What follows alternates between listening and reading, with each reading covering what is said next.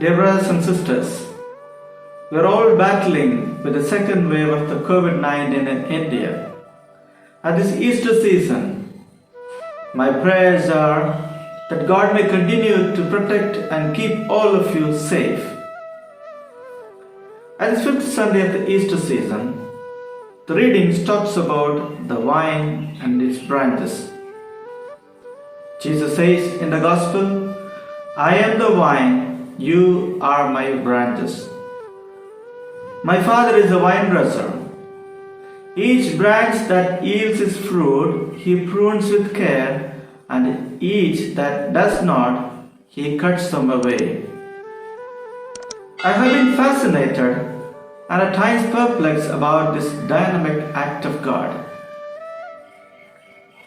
We need to understand the importance of the vine and the vineyard in Palestine during the time of Jesus. Wine is an important ingredient of the sacrificial offering, and every celebration, wine is an important thing. Abundance of wine, it's a sign of prosperity. Prophet Amos and Jeremiah talks about it is the arrival of the Messiah. Scarcity of wine is a public shame. In the Gospel of John chapter 2, the wedding at Cana talks about Mary runs to Jesus and asks him to do something for the family because they are running out of wine. That made Jesus to perform his first ever miracle. Vine dresser is not just an ordinary seasonal farmer. The vine is a crop that yields more than a decade.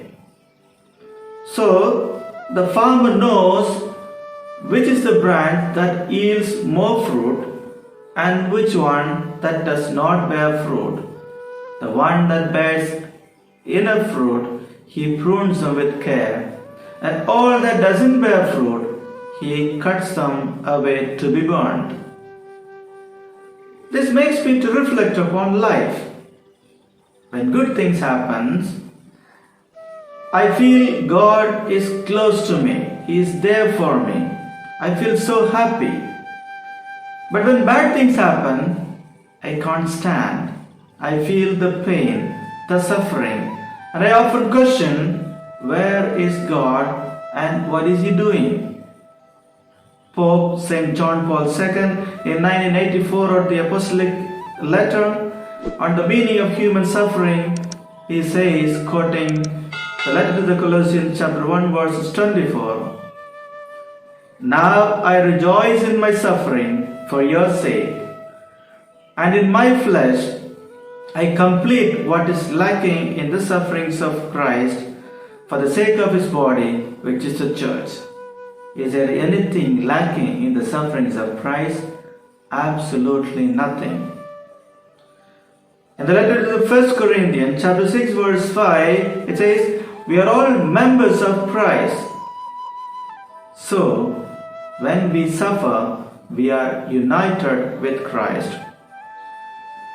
St. Paul of the Cross, the founder of the Passionists, says, have you ever noticed rocks in the sea, beaten by the tempest?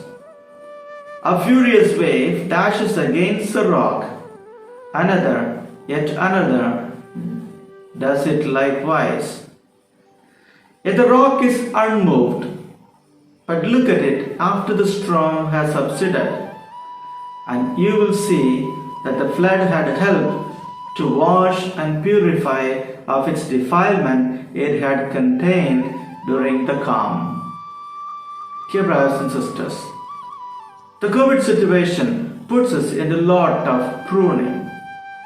Pruning hurts. Pruning is pain. Pruning is suffering. The intention of the vine dresser that we may only produce a better harvest. So let us focus on producing harvest than the time of pruning. Suffering is brief and joy is eternal.